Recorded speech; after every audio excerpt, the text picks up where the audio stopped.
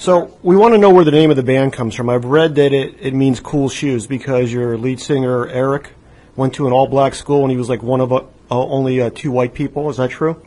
Yeah. So we got the idea from just a saying that means cool shoes, and he just kept it with him in his notebook for all these years, and then when it was time to name a band, that was a cool name, right? Oh, no, the name's just bullshit. Is it? That's what I thought, because I also heard, too, that it was just a bullshit name, and that was just a story that was thrown out there. No, he even admits it now. I mean, it's like I said, we like to have fun, and we never want people to know exactly what we are and who we are. And, you know, and nowadays with, like, Facebook and the Internet and everything, it's hard to keep a sense of mystery, and that was at least for me growing up, that was a huge part of seeing a band and everything. There was a little bit of a separation. You didn't know everything about them, but that's what drew you in so much more, you know, and you wanted to go deeper into the music and everything about it. And so we're trying to do that a little bit. So we have fun. Yeah, we tried to lie for as long as we could, and then he decided to give it up. So you guys are currently on the East Coast right now, correct? Yeah, we're going down to Columbus, Georgia. Okay. Tomorrow night. So what's the rest of the band's itinerary for the rest of the year as far as shows are concerned for our listeners out there in case they want to catch you guys out there on the road? Yeah. I believe we play Columbus, Georgia tomorrow, and Saturday we play Atlanta and the Masquerade, and then we play Jacksonville, North Carolina, and then we play a Halloween show in Philly. So then we'll do it. Yeah, then we'll have some time off the rest of the year, and we'll work on a new record and stuff. So. No, you guys have had a chance to go abroad over to Europe and such, correct? Yeah, a couple times. Now, I guess the question I wanted to ask is difference between what you see here in the United States and what you see in Europe and in the UK and stuff. Is it a very similar crowd or a different type of crowd, or how you embraced over there abroad?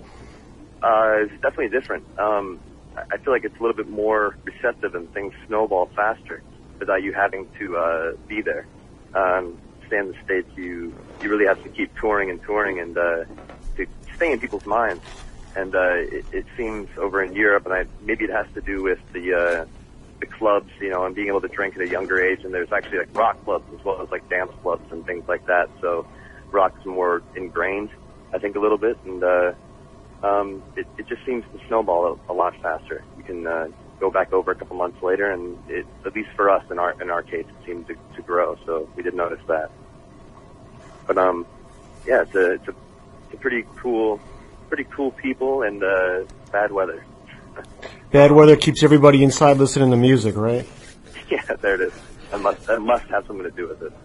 So when did Alex? When did you start playing the trumpet, or when did you know you wanted to be a musician? At what age?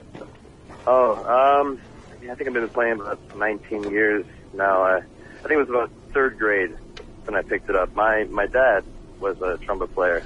Back when he was younger, he was like a Warner Brothers musician and played for like Tom and Jerry cartoons and stuff like that. And then got in a motorcycle accident and became a contractor and stuff. But he gave me my first horn for Christmas, and didn't force me to play it, but it was the one thing that I was good at. So I kept doing it, and I loved it. And so did the whole classical thing forever, but I knew I just wanted to do something different. So what it always felt a little bit weird.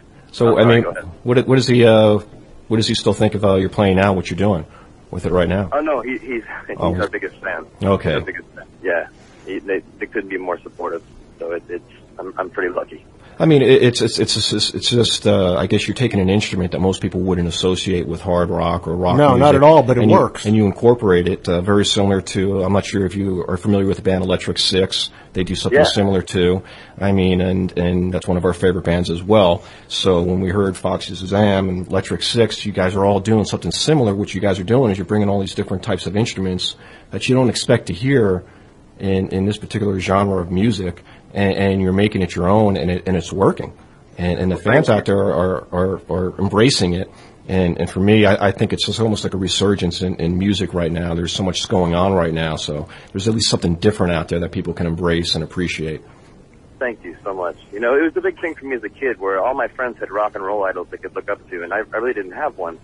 There wasn't one in my field, and I always thought that was kind of weird, you know, and I didn't understand why, and so I just wanted to do that. You know, there's room in it for that instrument. It's just you have to figure out how, I guess. And well, I guess at first when you see that you play trumpet and you're in a hard rock band, people are going, well, how could that work?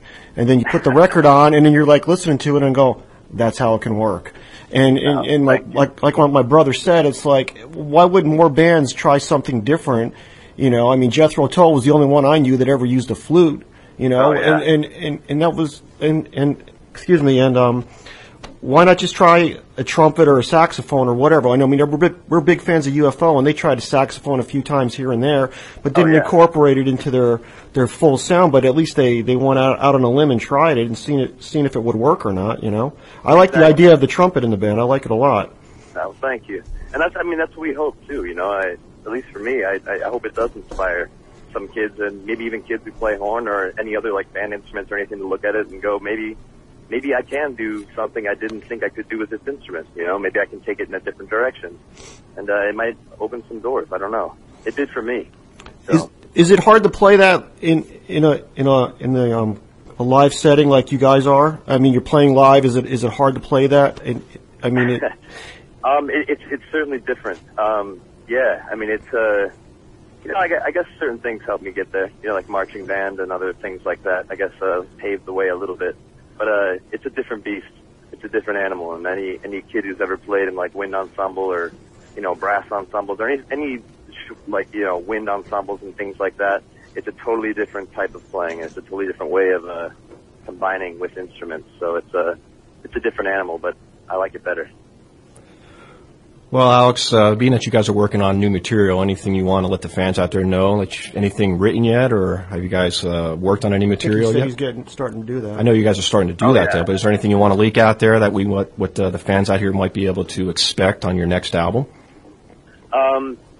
Just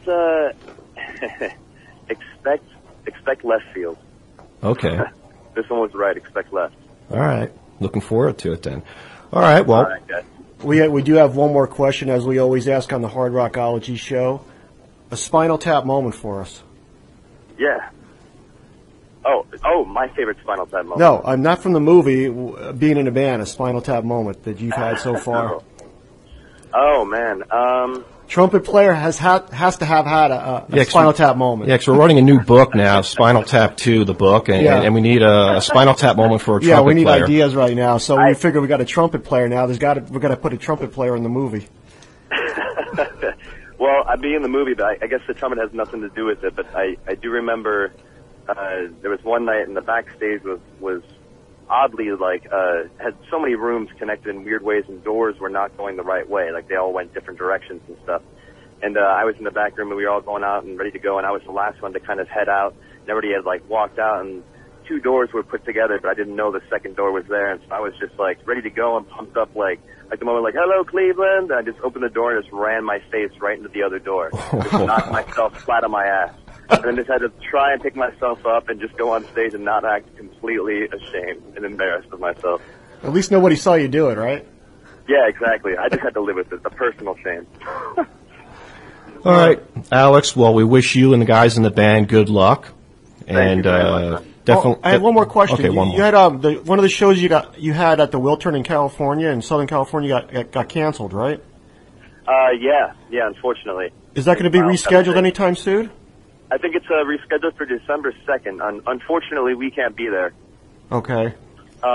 We can't make it out, but I know it is rescheduled for December 2nd. So, okay. Wish we could have done it with them, but we wish them the best. It'll be a great show. They're fantastic fans.